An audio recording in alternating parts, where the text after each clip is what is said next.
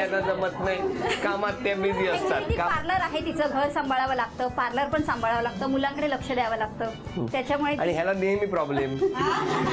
त्यांनी पण थोडं समजून घेतलं नाहीतर काय. कोण आहेत ते? कोण असतात? धीर आहेत माझे. धीर आहेत, तुम्ही त्याला धीर धरा.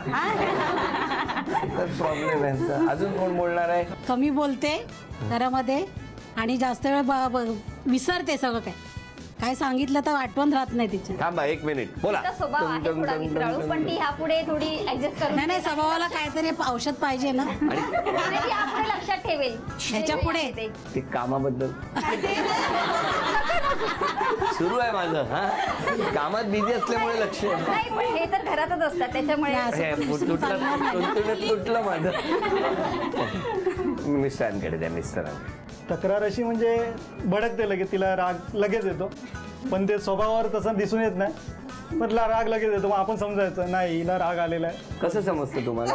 समजतं, आता एवढ्या वर्षात यावर राहिलंय, समजतं. पण ठीक आहे, ओके. म्हणजे काय तुमची तक्रार काय ह्याच्यात? राग लगेच येतो. काय हो? राग तर येणारच ना, म्हणजे काही चुका केल्यावर आमचं ऐकलं नाही तरी आम्हाला राग येणारच. आता ह्यांना राग येतोय, तुम्हाला म्हणजे ऍक्च्युली त्यांना. अच्छा, त्यांच्या बाजूने तुम्ही बोलताय. एकूण स्त्री मनाबद्दल सांगताय तुम्ही की बरोबर, स्त्रीला पटकन राग येऊ शकतो ना ऐकलं नाही तर. म्हणजे त्यांच्या मनासारखं झालं नाही तर राग येणारच. हा, आणि परत तुम्ही पण थोडी ऍडजस्टमेंट करून घ्यावी. आणि परत ते काम करत चालूच असतं काम परत आहेच दिवसभर. किती छान, किती छोटासा विषय असतो. कुठलीही गोष्ट असू द्या, घरामधले वाद संवाद जे काही आहेत ते जितके घट्ट होतील तितकं खरं तर वातावरण उत्तम होतं. म्हणजे वादात सुद्धा संवाद असावा, तो जर विसंवाद झाला तर गडबड होते. आणि त्यामुळे कसं आहे की ह्या सतत कामात व्यस्त असतात. हे तुम्ही सांगितलं म्हणून मला कळलं, मला माहीत नव्हतं. आणि त्यातून हे सगळ्या गोष्टी सांभाळायच्या, स्वतःचा व्यवसाय सांभाळायचा, इतरांना सांभाळायचं, त्याच्यात 5व्या मजल्यावरून येणारी हाकेकडे लक्ष द्यायचं, दिराचा फोन, त्याच्या समस्या सोडवायच्या, सासूबाईंच्या गुडघ्यांचं लक्षात ठेवायचं.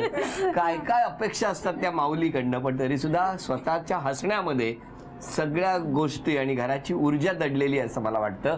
तेव्हा आता यानंतरच्या पुढच्या खेळात तुम्हाला थोडीशी धावपळ करायची आहे. हां, मी अक्षर देणार, त्या अक्षरावरून घरातल्या वस्तू घेऊन यायच्या. आणाल ना? Very good. अक्षर आहे, सुटलं देऊ, तुम्ही सांगा. प. चला, वेळ 2 मिनिटाची. वेळ सुरू झाली. पाणी.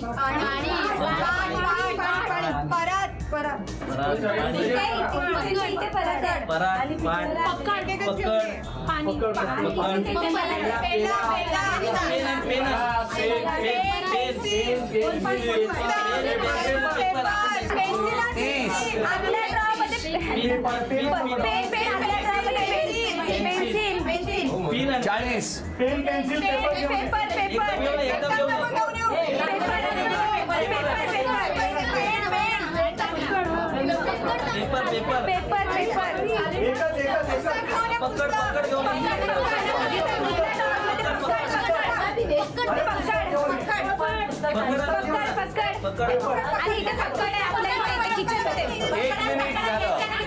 एक मिनिट पूर्ण झालं.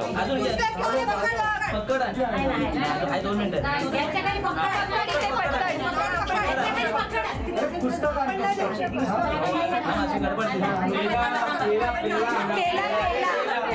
30 सेकंद राहिली.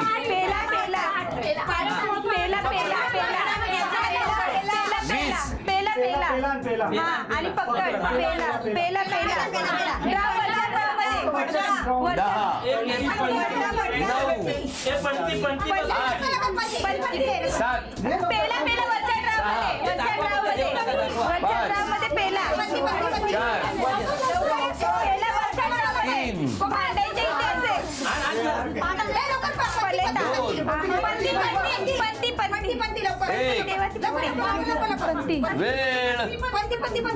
संपली. काय काय आणलं तुम्हीच सांगा मला.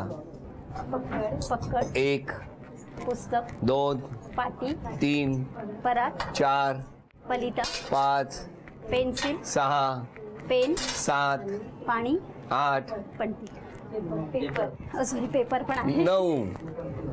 ती पणती आहे की निरांजन आहे? 9 वस्तू 5 वस्तूंसाठी ही चिंचपेटी तुम्हाला मिळाली, अभिनंदन. 4 वस्तूंसाठी हे 800 रुपयाचं बक्षीस तुम्हाला मिळालं. आणि केप्र यांच्याकडून ही भेटवस्तू वहिनींसाठी.